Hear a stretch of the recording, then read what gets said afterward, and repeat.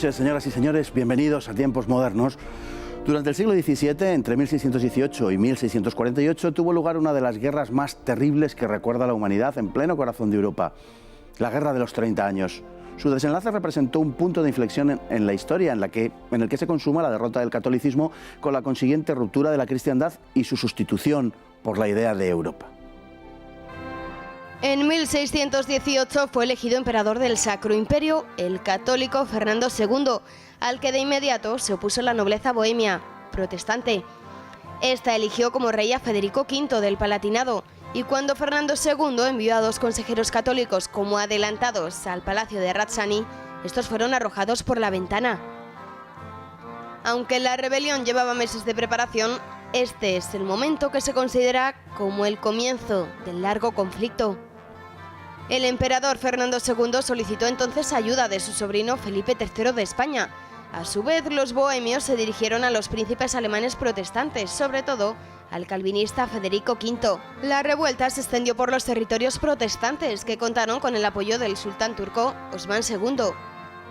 Aunque los imperiales vencieron en Sablat a la Unión Protestante, esta se rehizo y, contando con la ayuda de los transilvanos, se hicieron retroceder a aquellos en 1620. Entraron entonces en escena los españoles, que forjaron una alianza con los sajones para atacar a los protestantes en Bohemia, mientras las tropas de Ambrosio Spínola retenían a la Unión Protestante. La unión de los ejércitos imperiales bávaros y españoles condujo a la batalla de la Montaña Blanca, que pondría Bohemia en manos del Sacro Imperio durante los siguientes siglos. Las campañas bohemia, húngara y del Palatinado terminaron con una aplastante victoria católica, lo que provocó la alarma entre las potencias protestantes en Europa, siendo Cristian IV de Dinamarca quien comenzó la invasión de Alemania en 1625, aunque, abandonado de todos, resultaría derrotado por el imperial Wallenstein en el puente de Dessau y por el general Tilly en Luther. Cristian se retiraría en 1629 por el Tratado de Lübeck, abandonando la guerra, aunque al año siguiente tomaría el relevo Gustavo Adolfo de Suecia, también sufragado por el cardenal francés Richelieu, quien había hecho con Dinamarca, deseoso de poner fin al poder español en Europa, su gran enemigo. El rey sueco obtuvo grandes victorias sobre Tilly, que ocupó el lugar de Wallenstein y murió en el campo de batalla. El propio Wallenstein moriría a manos de uno de sus hombres y la situación, favorable a los suecos, sobre todo tras la batalla de Lützen en 1632, no cambiaría hasta la victoria imperial en Nerlingen, posible gracias a la ayuda española que precipitó la participación francesa. Los franceses, pese a ser católicos, temían el poder Habsburgo en Viena y en Madrid, que prácticamente rodeaba sus tierras, y estaban decididos a alinear a la mayor cantidad de fuerzas contra estos. En 1636 Richelieu comenzó la guerra, pero sus tropas fueron duramente derrotadas principalmente por los españoles, que llegaron a amenazar París. Cuando Richelieu murió en 1642 y su rey Luis XIII al año siguiente, ambos bandos estaban razonablemente equilibrados. La ascensión al trono de Luis XIV con su favorito Mazarino fue saludada por la victoria española en Honecourt, quien prometió doblegar a la Francia enemiga de los Habsburgo, pero la sublevación de Cataluña terminó provocando la derrota de Rocroi en mayo de 1643. A partir de entonces, suecos en el este y franceses en el oeste atacaron simultáneamente entre 1647 y 1648 y obtendrían una posición que les conduciría a la firma del Tratado de Westfalia, que representaría una ruptura con el pasado europeo y marcaría el futuro del continente para los siguientes siglos. España, que continuaría su guerra contra Francia, y los Habsburgo, en general, serían los grandes perdedores de la guerra. 11 años después, la paz de los Pirineos, en 1659 entre ambos, consagraría a Francia como primera potencia europea. La guerra de los 30 años devastó Europa central, se produjeron hambrunas y epidemias que diezmaron las poblaciones en todo el continente y llevó a la bancarrota a no pocos reinos. La cantidad de pueblos, castillos, residencias, casas y campos destruidos es incalculable. Imposible resumir la guerra de los 30 años en un espacio de tiempo tan corto, pero en fin, lo estamos intentando. Don Jorge Álvarez, muy buenas noches. Muy buenas noches, vamos a ello. Bueno, ímproba tarea. como decía, una guerra devastadora, terrible, como nunca se había sufrido probablemente en los anales de la historia, al menos europea, por su duración y por, como digo, lo devastadora que fue. Sí, de hecho, los historiadores estiman que la cantidad de pérdidas materiales y humanas, sobre todo en lo que es Europa Central y Alemania, que fue donde principalmente sirvió la guerra, no se volvió a ver hasta 1945 con la ofensiva final soviética en la Segunda Guerra Mundial. Un nivel de destrucción como ese nunca se había visto y, ya digo, pasaron siglos hasta que volvió a verse algo parecido. Bueno, es una guerra en la cual, como sucedía en esa época con frecuencia, el papel de la religión era muy importante, al menos aparentemente determinante. Es un asunto recurrente, ¿no? Sobre el que hay mucho debate, el papel de la religión en el desencadenamiento de guerras. Pero no nos vamos a perder en una abstracción a la hora, no sé, de justificar el sí o el no, si la religión es solo un vehículo de otras razones, ¿no? La cuestión es que la religión es lo que marca la identidad en esta época y por tanto es lógico que sea, que sea el reflejo, digamos, de esas pulsiones que anidan por debajo de la historia, que se presenten en forma religiosa aunque no sean estrictamente religiosas. Pero concretamente la Guerra de los 30 años, ¿qué papel tiene la religión? Bueno, la Guerra de los 30 años en ese sentido es muy importante porque es, digamos, el colofón, lo que cierra una etapa que llamamos las guerras de religión en Europa.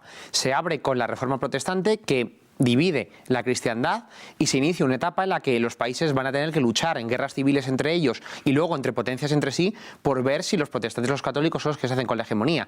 Y es esta larga guerra de los 30 años la que pone fin de la forma más cruenta posible a este enfrentamiento, que se inicia por un lado con los católicos en un momento muy importante, y es justo después del Concilio de Trento impulsado por el Papa y por España, que le ha dado a la contrarreforma católica mucha fuerza, con los jesuitas a la vanguardia. Por lo tanto tenemos a los católicos con mucha motivación, pero por otro lado los protestantes, que se han afianzado en sus libertades, ya no dependen de las interferencias ni del Papa ni del Emperador y quieren garantizar esas libertades y esa independencia. Entonces, claramente, la brecha divisoria entre las religiones es el origen del conflicto. Y es, en cierto modo, un combate entre la concepción de la cristiandad, la concepción inevitablemente ligada a la existencia de una sola fe, de una sola iglesia, cristiandad, y el mundo que está por venir, el mundo protestante, que está por venir porque será el que se imponga, no por ninguna otra razón, que es un mundo, que es el mundo de la Europa, digamos, fragmentada, el mundo de esa Europa protestante plagada de reinos donde la identidad nacional tiene mucha más relevancia que, lógicamente, la Europa católica, que es, como digo, la de la cristiandad, más, como se diría en términos contemporáneos, inclusiva, ¿no? Sí, efectivamente.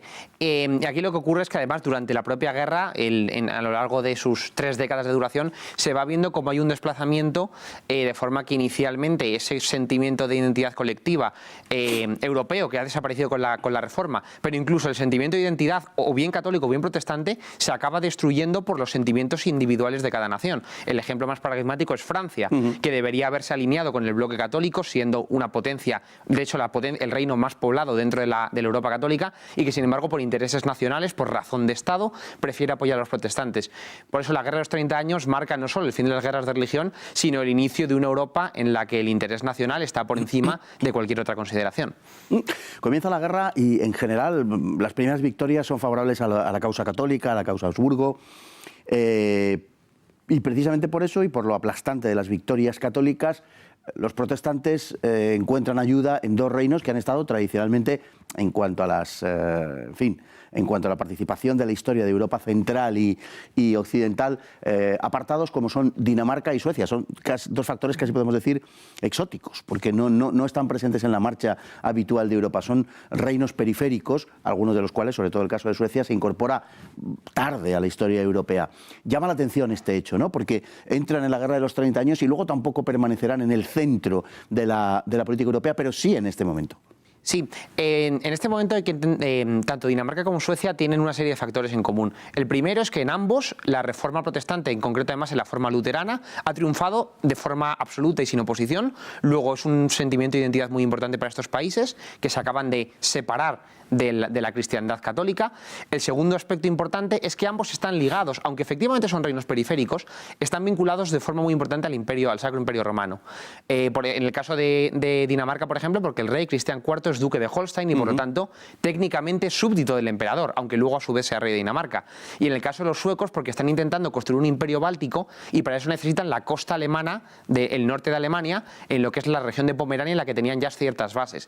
Entonces, aunque la guerra directamente probablemente no sea en sus territorios, tanto daneses como suecos están muy interesados en el equilibrio de poder en el Sacro Imperio. Y por eso en este momento concreto de la historia van a entrar en el conflicto apoyando por supuesto la causa protestante, y un tercer punto en común, los dos muy subsidiados por Francia, que no quería significarse tan abiertamente en esta primera fase y lo que hace es utilizar sus recursos para apoyar a estos otros reinos protestantes contra el eje Madrid-Viena.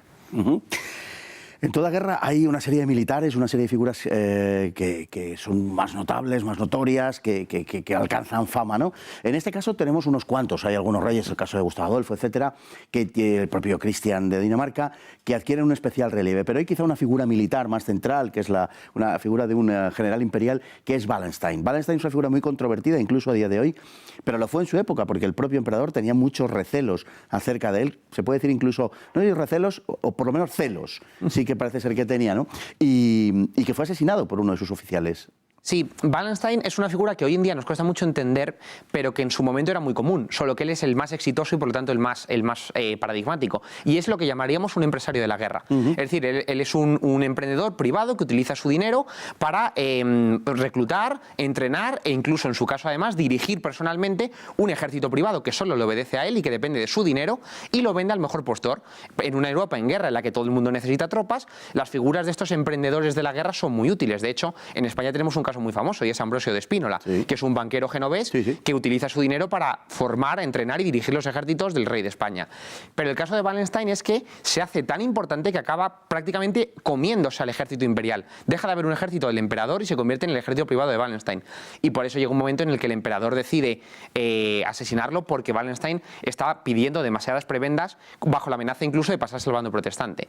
Es cierto que con ello lo que pasa es que pierde a su mejor general. Claro.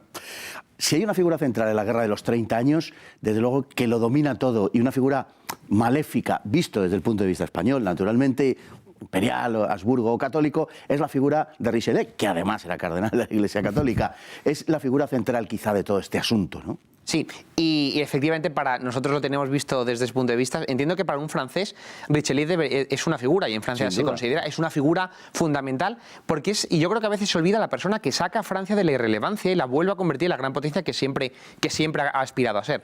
Porque en el reinado de Felipe II, después de la batalla de San Quintín, Francia se hunde militarmente y además entra en una guerra civil entre protestantes y católicos y desaparece de la historia europea prácticamente. La segunda parte del siglo XVI y los comienzos del XVII, desde luego. Y es Richelieu el que consigue con un doble programa volver a meter a Francia en el juego. Primero, un programa de centralización a nivel interno que consiste en aplastar la revuelta protestante, acabar con los hugonotes, y luego, curiosamente, en política exterior hacer lo contrario. Como necesita luchar contra el gran rival de Francia, que es el eje Habsburgo-España-Viena, lo que hace es apoyar a los protestantes. Entonces tenemos esta figura tan ambiciosa y tan maquiavélica que mientras está reprimiendo a los protestantes en Francia, los está subvencionando y está luchando junto a ellos en Alemania. Un genio político, sin ninguna duda, la figura de Richelieu, mal que nos pese, nos tocó enfrente, la vida y la historia son así. Bueno, muy brevísimamente, ¿cuáles son los grandes perdedores de la Guerra de los 30 años, que es un conflicto definitivo? Desde luego, uno de ellos, sin duda ninguna, es España, que libra una guerra paralela hasta 1659 contra Francia.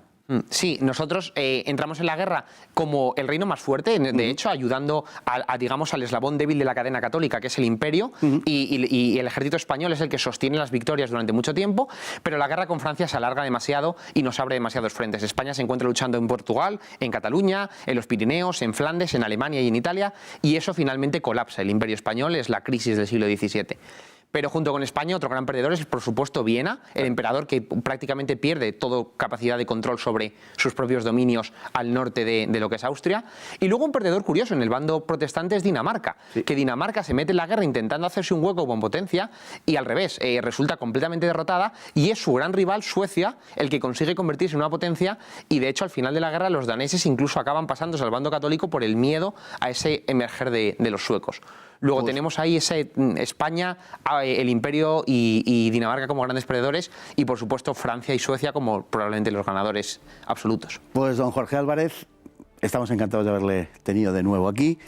Muchísimas gracias por tratar de resumir este conflicto larguísimo, interminable, en el espacio más breve posible. Espero que lo hayamos conseguido más o menos. Muy buenas noches, y a todos ustedes igualmente buenas noches, y hasta el próximo programa, si Dios quiere.